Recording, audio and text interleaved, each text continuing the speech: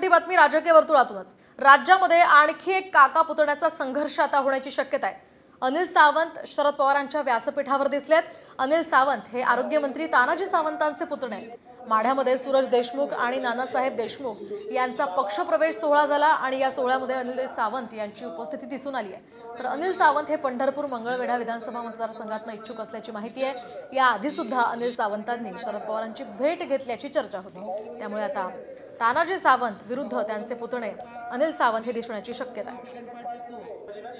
पंढरपूर विधानसभा मतदारसंघात निवडणूक लढवण्याची इच्छा त्यांनी व्यक्त केलेली आहे, जाहीरपणाने व्यक्त केली अशी माझी माहिती आहे। आम्ही सगळ्यांशी विचार विनिमय करू। आम्हाला सगळ्यांशीच बोलावं लागेल। आमचे नेते या जिल्ह्यातले विजयसिंह मोहिते पाटील साहेब त्यांच्याशी सल्लामसलत करू। इतर पंढरपूर विधानसभा मतदारसंघातल्या सगळ्यांना विचारू आणि मग आम्ही निर्णय करू।